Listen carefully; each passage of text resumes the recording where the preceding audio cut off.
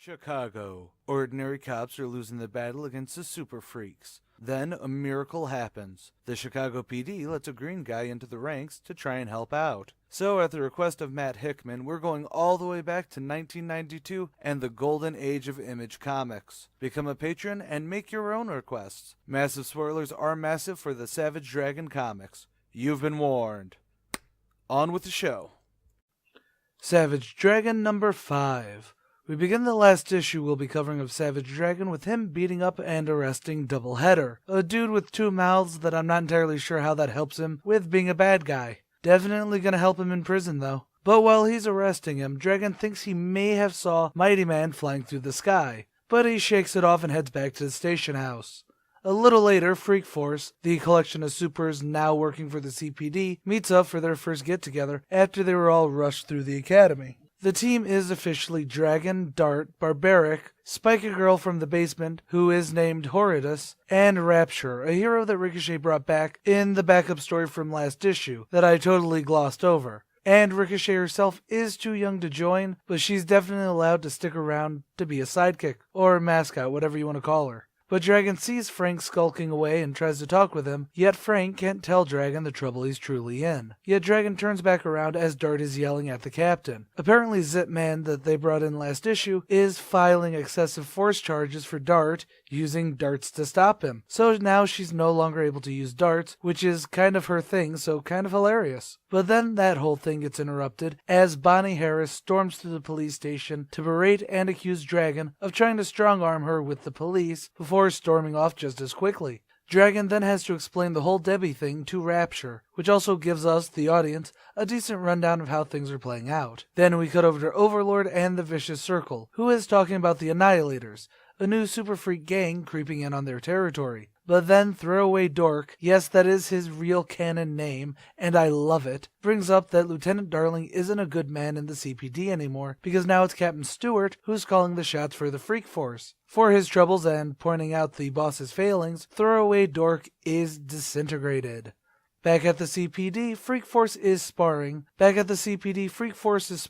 which doesn't go that badly, except when Barbaric almost crushes Rapture when he loses his cool for a moment. But Dragon is there to save her. However, after berating Barbaric for losing his cool, Dragon's beeper goes off and he races away. What was so important that he had to bounce that quickly? Well, first, we get to see Emily Schwartzblatt asking to see her son. The old lady still thinks that Dragon is her baby boy. But that's not where Dragon is. See, Frank is being choked out in his trashed apartment, and suddenly Dragon's fist comes through the wall, knocking out whoever the spandex villain is, trying to strong-arm Frank. So now it's time for Frank to spill the beans. And he does about everything, about how he's being blackmailed by Skullface, how he set up Frank to get robbed, but never thought that they'd kill him. Dragon is mad, but he's not going to leave the force. He's going to help as best as he can. And Mildred sent away to be safe, so Frank has nothing to lose. So Dragon then goes back to Freak Force, who now has a location for the Annihilators. So they're all ready to go in and kick butt, but of course the Annihilators won't take kindly to cops coming in to bust them up.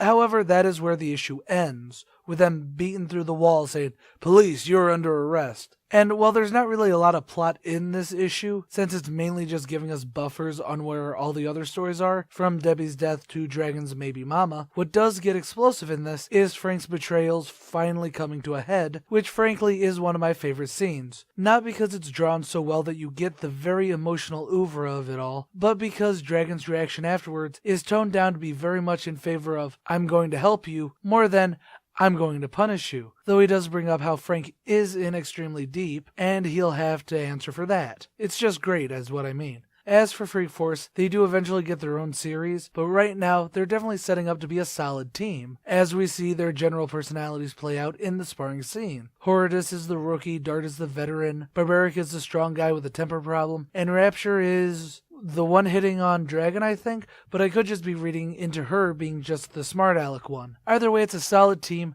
and it is kind of a shame that this is the last issue of Savage Dragon I'm doing this month. But later we will be beginning the Invincible half of this month with the first 4 issues. Yes, it's only 4 issues, but it's what I got time-wise. Either way, come back later for a look at an Image comic a decade after they started. Don't forget to like, share, and subscribe, plus check out my other channels, the Comic Archivist and ComicSins. Of course, become a patron to suggest your own comics, and as always, stay golden, Inklings.